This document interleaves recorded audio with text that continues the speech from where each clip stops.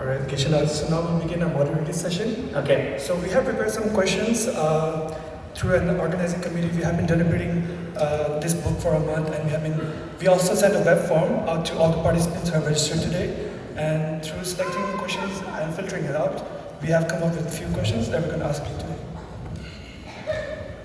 Alright. Following My Land and My People and Freedom in Exile, Voice for the Voiceless is His Holiness' third book where he recounts his journey as a leader of the Tibetan nation and people and chronicles his decades-long effort to resolve Tibetan issue with the Chinese leadership that have come and gone. So my question is, in your view, how does this book speak to or depart from his previous autobiographies? What prompted His Holiness to write this book at this very particular moment? So that's, thank you for the question. One simple answer is when the second autobiography of His Holiness Freedom in Exile was published, there was only the first round of dialogue that has happened. And the second round of dialogue began in 2002 and ended in 2010.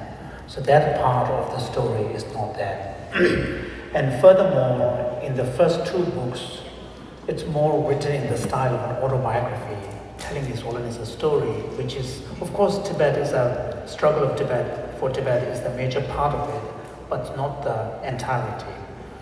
One of the main reasons for this book is, in addition to updating on where we were or where we are with respect to discussion with China, it's also the aim of the book, from His Holiness' point of view, is to have a single place where he puts together the entirety of what he sees as the important elements of the struggle that he has led, and what are his aspirations for the future, and where, despite the two rounds of dialogue, how is it that it hasn't led to any meaningful kind of, resolution, and what are the stumbling blocks?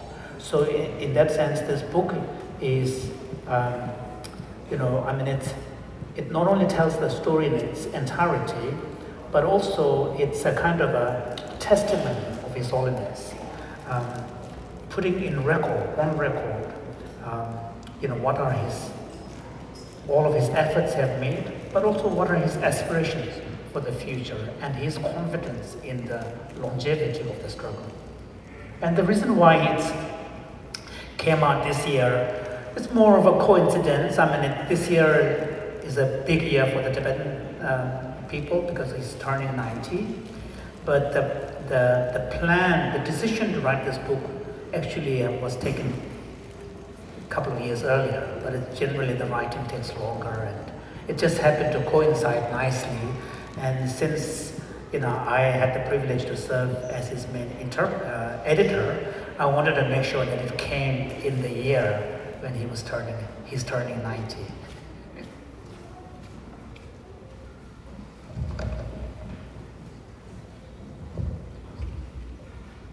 Thank you, Geshe-la. So Voice for the Voiceless is a call to advocacy, and we can all agree that no one in this world has embodied that role for the Tibetans inside Tibet more fully than His Holiness, who has dedicated, like you said, his entire life representing their voices.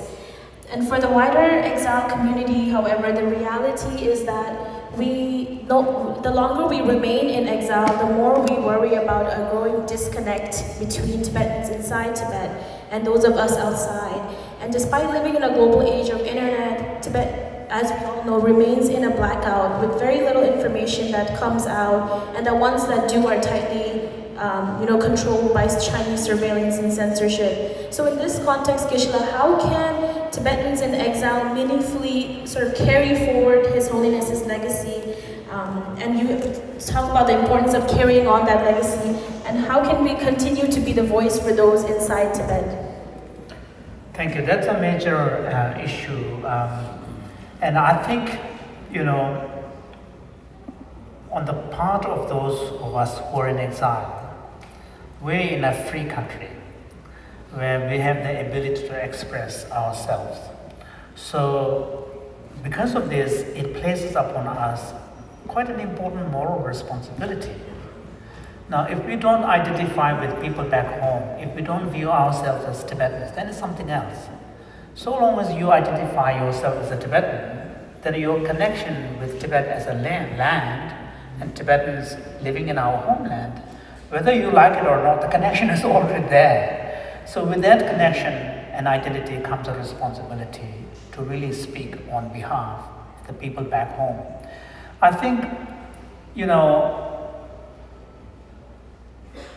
I don't think we are ever going to have a systematic communication between people back home and people in exile community. Even up to this point, the communication was never systematic or institutionalized. And that is not something that is going to be allowed by current PRC, because the whole kind of structure and ethos of PRC is that of control. Control of narrative, control of information going in and out. But people inside Tibet has shown their resilience over 6 decades without His Holiness's full presence on the plateau. Generations have changed. Many of the people who are at the forefront of struggle inside Tibet, they have never seen His Holiness. They have never seen independent Tibet. For them, but the fact that they are Tibetans, their identity and the language they speak makes them feel a sense of responsibility and advocate for their people. So the Tibetans inside Tibet has really shown their resilience.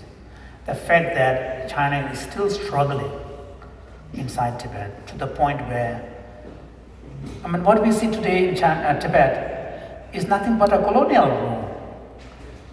All the decisions are made in Beijing, executed by top leader who's not a Tibetan, and then carried out by Tibetan deputies. If that is not colonialism, what is? So the fact that they have never found full confidence in Tibetans to be running the show on the ground according to their plans and aspirations is a powerful testament to the fact that Tibetans have kept their identity as a separate people. So I think, the up to now, the connection between Tibetans inside Tibet and outside Tibet has been primarily through His Holiness. Devotion and loyalty to His Holiness. The Chinese banned the displaying of His Holiness's photograph in Tibet, but they can't take the image of His Holiness in the heart of Tibetans because they can't see inside the heart, and they can't force Tibetans to forget His Holiness. So He has been the powerful connector. In future too, when there is going to be a 15th Dalai Lama name has to be the symbol that links Tibetans back home and Tibetans outside. And those who were in the outside world will also need to prove to those inside Tibet that we are speaking on their behalf. Because if we fight among ourselves, it's an embarrassment. Then how can they trust us if we are fighting among ourselves? Repeating the same kind of regionalism and conflicts that we used to have in Tibet outside. So we have to show unity, we have to prove ourselves, but the glue that connects us and the people back home will be the vision of Tibet, symbol of His Holiness, and our language. That is the strength. Yeah, following up with your answer, in this book, His Holiness offered a detailed account of his decades-long effort to find a peaceful resolution of the Tibetan issue with the Chinese leadership since the invasion, from Mao Zedong to Xi Jinping, and his feeling of disappointment and frustration at the consistent lack of courage and political will shown by the successive Chinese leaders to engage meaningfully are palpable throughout this book. Meanwhile, the situation inside Tibet has only worsened. In exile, the Tibetan movement has, for everyone that is kind of noticeable by now, has kind of waned and is kind of in the sense of despair. And at times, even indifferent. A lot of people are showing indifference towards the cause within our own people. So my question is, so as His Holiness clearly understands the reality, which is why he speaks to in his book, and reminds us that the issue of Tibet is an existential one, and we don't have the luxury of giving up. Can you share about lessons from His Holiness' life through this book that we can draw, especially younger generations who may feel this sense of despair? I think His Holiness, of course, there is a whole chapter in the book which is where he explains the practices in Buddhism that gave him strength, especially when he's struggling and feeling down because of the hopelessness of the situation. So there are issues that, kind of teachings that we can draw on. But I think His Holiness, towards the end of the book, His Holiness makes an appeal to different sectors, especially to the Tibetan people. And he reminds us of the resiliency that is in the Tibetan nationhood. And I think this is important. We Tibetans have survived on the plateau as a distinct people, as a nation for over 2,000 years.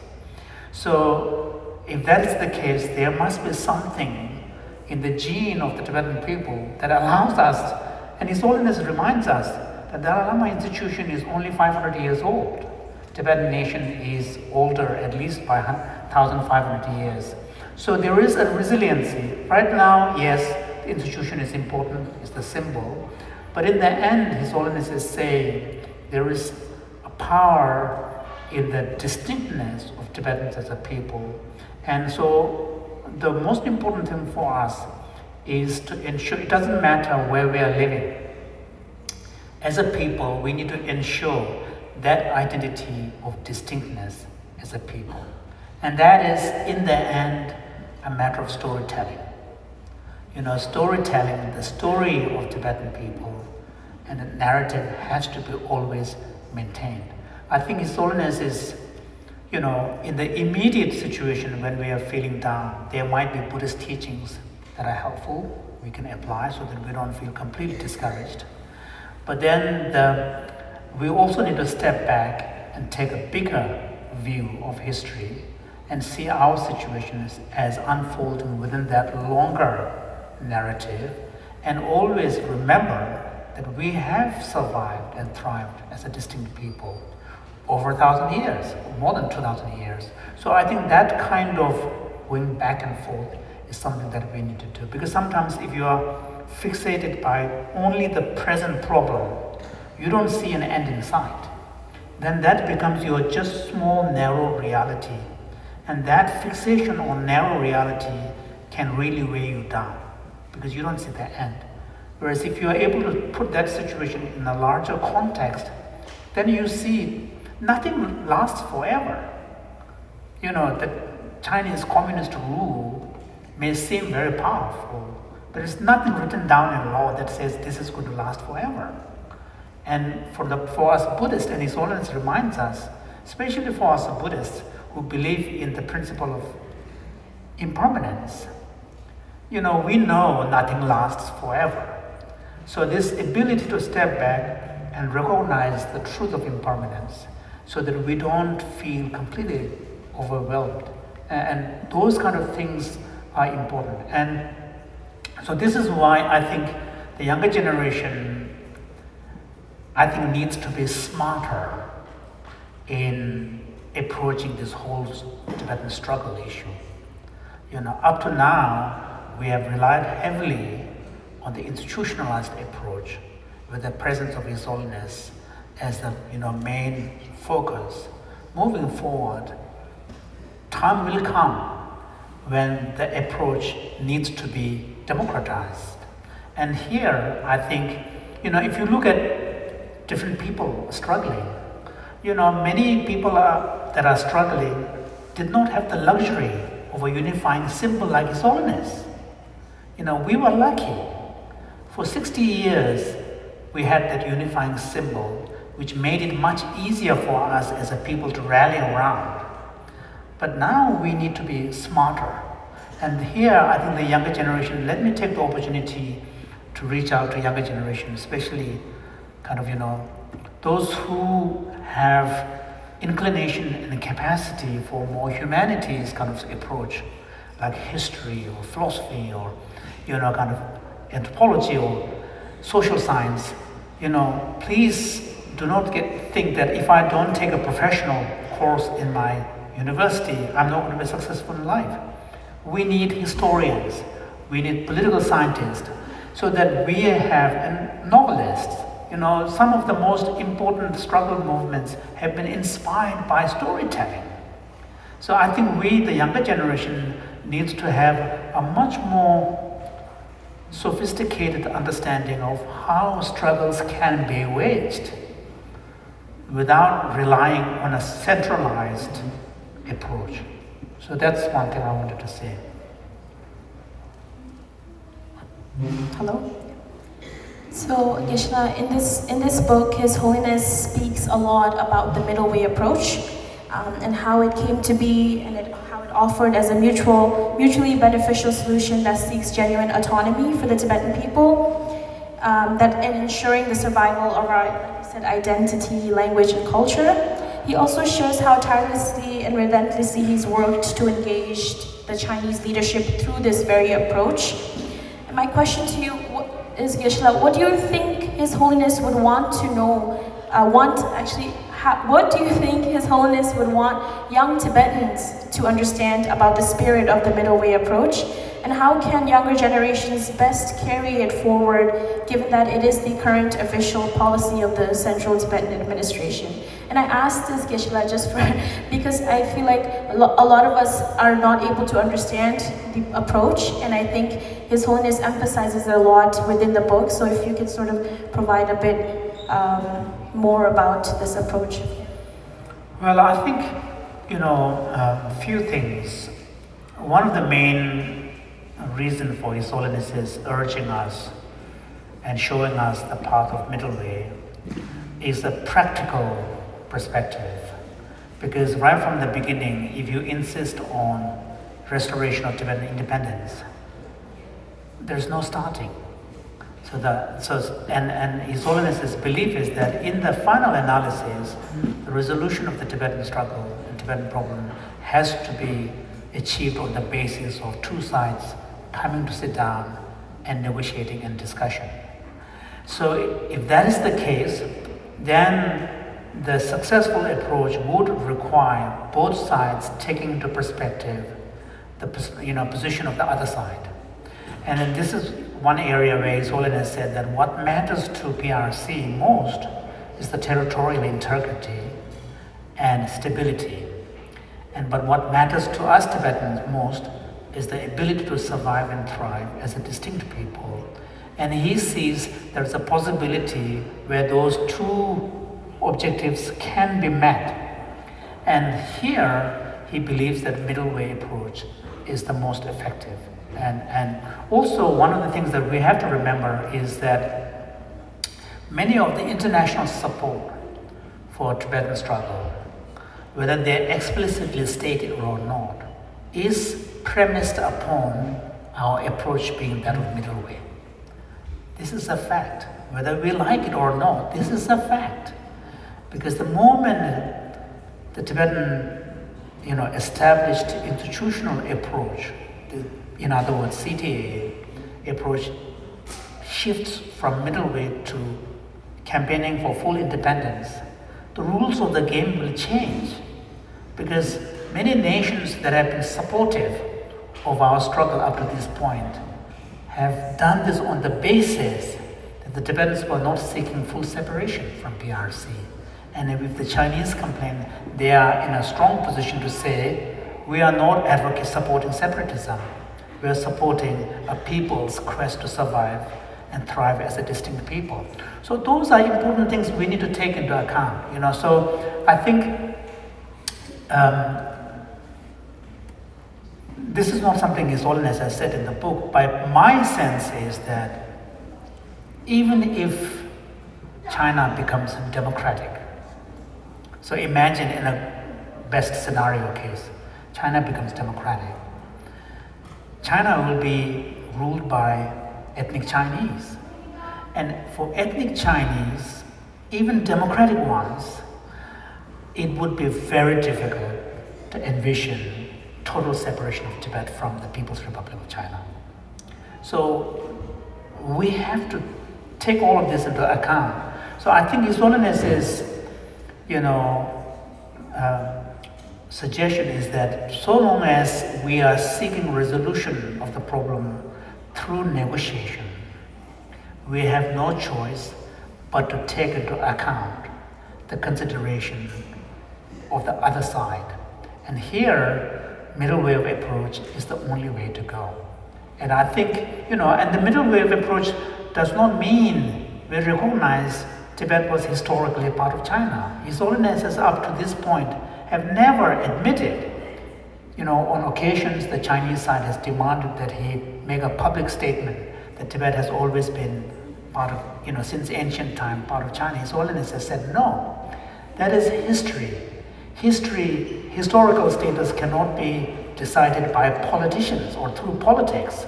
Historical status has to be understood and determined by historians based on evidence of a given period. But future direction, future status can be decided through political discussion. So His Holiness has never admitted that Tibet was historically part of China. And furthermore, in the middle way approach, there is the envisioning of the possibility of Tibetans remaining within the PRC with the understanding that PRC is a modern composite nation, is a multi-nation country. Within that, Tibetans can live as one nation among many nations. So I think those are important subtleties that sometimes Tibetans unfortunately don't understand, mainly because many Tibetans don't read beyond Tibetan text. That's the problem. You have to have a much richer understanding of history, nuances, what is the thinking behind a certain position, and what does it mean for Tibetans to be within the PRC, and what does it mean for Tibet not having been part of historically China. So those are, even though name China, if you look at history, name China applies to different sizes of country. Between Tang Dynasty and Song Dynasty, there is a big difference. Between Yuan, which is a Mongol, and then Ming, which is an ethnic Chinese, there was a big difference. During the Ming period, they had no control at all in Tibet, to the point when T.Jimpa was invited, at least on 2 occasions, Rinpoche refused, he declined the invitation. Now, if Tibet was part of China, how can a Tibetan Lama decline an invitation from the emperor? So you can see the word China, on the Chinese side, they try to give this image of a continuity of the same huge nation. But that is a fiction. But we Tibetans need to understand our own history, and particularly the complicated history of relationship between Tibetans and our big nation China on the other side. So Tibet is a landlocked country. We have Nepal and India on the southern side. We have Central Asian countries on the northern side. We have Chinese on the eastern side. Other countries on. So Tibet is a landlocked nation, and during the imperial period, a large part of Central Asia was under the Tibetan Empire. Huge areas of China were under the Tibetan Empire. The whole Tonghang region. The reason why Tibetan texts were discovered in Tonghang caves is because that area of China remained under Tibetan rule for nearly 100 years. So it's the long history goes back and forth, and the younger generation of Tibetans, especially those who are in the West, we really need to make efforts to understand our history. You know, the relationship and history is complicated. You know, we cannot say, you know, that we have always, you know, remained powerful. We were powerful once, but nations and neighbors, they always have complicated relationships. So I think those things we have to understand. So that when people think about middle way versus independence, you need to situate that debate within the broader context. It cannot be purely an emotional issue. You know, if it is purely an emotional issue, there's not a single Tibetan who does not want independence. If it is just an emotional question, everybody will say, we want independence. You know, I don't know a single Tibetan, if they are given the choice, that would say, I don't want independence. It's not an emotional issue. The debate is about what is the best course of action for us who are waging a struggle. Yeah, definitely need more readings and understand different perspectives to get a more nuanced understanding of the Tibet issue. And talking about middle way and all the approaches lining along with, towards the end of this book, His Holiness writes that while there has been no meaningful breakthrough with the Beijing government, what gives him hope is the relationship between Tibetan and Chinese people. He recalls having meaningful dialogue with the Chinese brothers and sisters, which he says reinforce his belief that so long as Tibetan and Chinese avoid the path of mutual hatred, there will always be bias for finding genuine understanding between our two people. So our question is, what might that kind of understanding look like in practice, and how can Tibetans in exile carry forward this approach in their own community and advocacy work? I mean, one of the things that His Holiness talks about in the book is that in the wake of 2008, when the Summer Olympic torches were relayed, those who are old enough will remember there was a lot of protest worldwide, starting from Athens, when the torch was first lit, passed on. And His Holiness talks about, you know, in the book, at that time, because there was a lot of protest inside Tibet, there was, in the Chinese state media, a kind of a demonization of Tibetans, and to the point where there was a high rise of racism in mainland China against Tibetans. Many Tibetans, you know, when they want to buy a car, they were refused. Hotels refused to rent rooms and so on. So there was a racism. So His Holiness immediately appealed to the Chinese people, wrote a letter asking them not to turn this struggle and conflict into a struggle between two people. He's saying it's a struggle, it's against a regime, not against a people. So I think this distinction between regime and a people is an important one. And His Holiness in the book several times reminds the reader that between Tibetans and Chinese, we share the heritage in Mahayana Buddhism. You know, some of the texts in Tibetan Kangyu and Tengyu are translated from Chinese. And many Tibetan lamas have gone to China. So there has been a lot of relationship. So His Holiness feels, and then he also talks about how at that time there were almost 1,000 or over 1,000 articles written by Chinese scholars about expressing their sympathy for the cause of the Tibetans, you know, the need for Tibetans to exist as a distinct people. So His Holiness's, you know, belief here is that the more educated Chinese come to understand the true story and the nature of Tibetan struggle, they will come to empathize and sympathize with our struggle. Now, if we are seeking total separation, that may be a different matter. But if we are seeking an ability to survive and flourish as a people, then clearly the educated Chinese, after all, they are human beings too. You know, they will see the justness of what we are asking. And so I think this is what His Holiness is, you know, he talks about how in the end, by connecting with each other's humanity, that we can come to a resolution. So I think this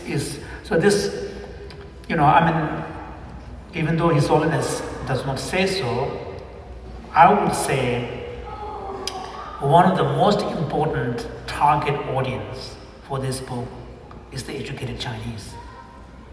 To really make them understand where His Holiness is coming from, what exactly are the Tibetan people asking for, why are they so persistent over so many decades and consistent in their, demand. And similarly, another important target for this volume are the policy advisors in different parts of the world. Every nation, including especially in the free country, given the importance of China as a major economic partner, needs to have a policy, foreign policy, that has a China desk. And the moment you have a China policy, you need to have some understanding of where does Tibet fit in. So, at least from my perspective, another important constituency or readership of this volume are those people who are going to be advising policies of different governments, at least to have an understanding of a full version from His Holiness's side, telling the story. Then, of course, Tibetan readership, and the Tibetan translation is being done. It should be available by end of this month, in time for His Holiness's birthday. And the Chinese and the Tibetan version are going to come out around the same time. And again, very important audience is the Tibetan people, especially inside Tibet, so that they understand the full story of His Holiness's thinking behind the middle way, his belief, his confidence, and his continued aspiration.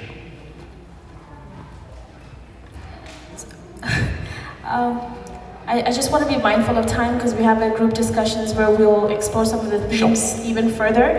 But I do have one last question for you, Geshe-la. You've collaborated on so many books with His Holiness over decades, and mostly on spiritual books. How was your experience different working on this book with His Holiness? And were there any moments or stories during the process that struck you that you would like to share with us today? And that will be the end. Thank you. Yeah, I've been very, very fortunate to have the privilege to serve His Holiness for so long. I began in my 20s as a young monk, and I happened to be fortunate because I left school after grade 4 and became a monk. So the English capacity that I have was largely self-taught. Because in India, after grade 4, you can't speak English. So I kind of taught myself, and by the time in my late 20s, when I had the opportunity to be in Dharamsala, I was speaking reasonably good English. Not that well, but at least working English. So I ended up having the accidental privilege of serving His Holiness as a translator for one teaching, which then opened up a whole opportunity, completely changed my life. So I had the privilege to serve him, and on many books. And the word collaboration is not the right word actually. I'm serving him. His Holiness doesn't have the time to sit down and write everything in English, but I serve him as his pen, and basically interview him, have a conversation, prepare the manuscript, and then change it and improve it. And it's been a real privilege. All these other books, to be honest, it was way easier. This was a tough one.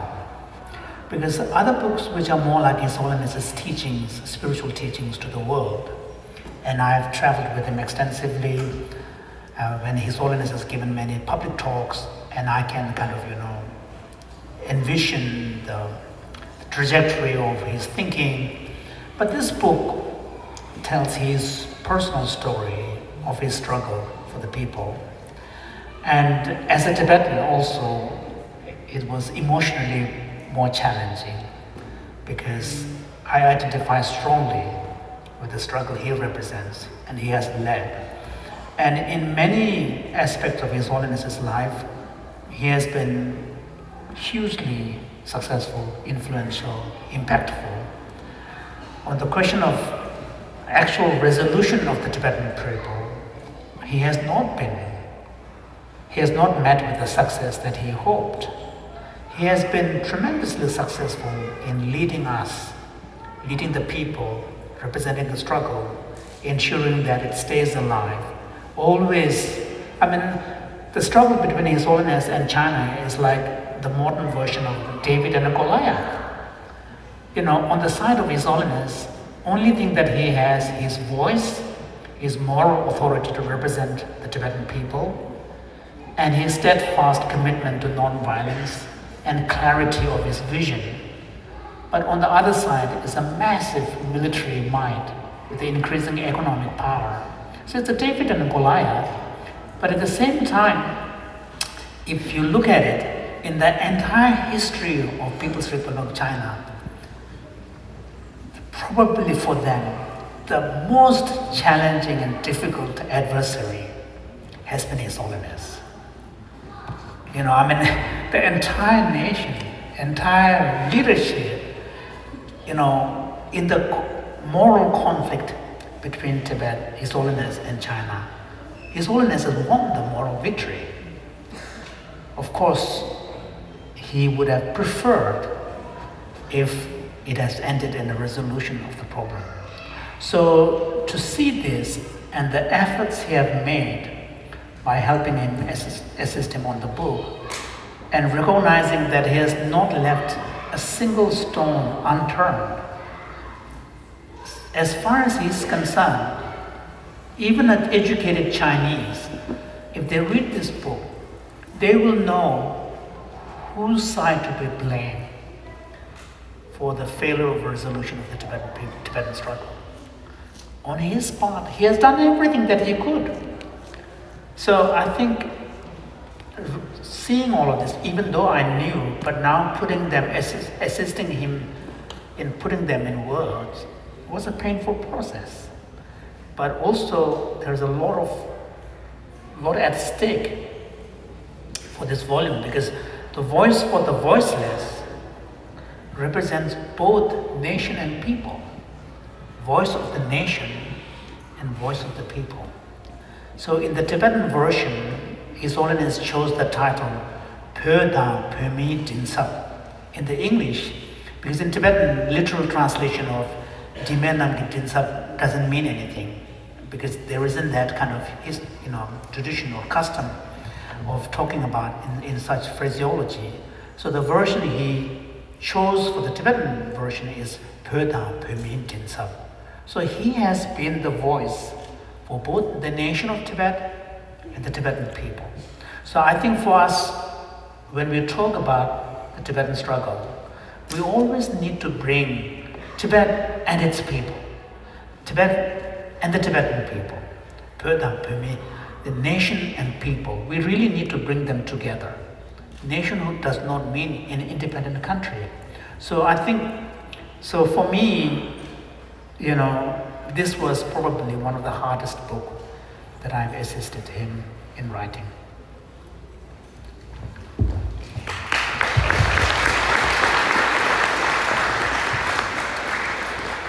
Thank you, Geshe-la, for your wonderful responses.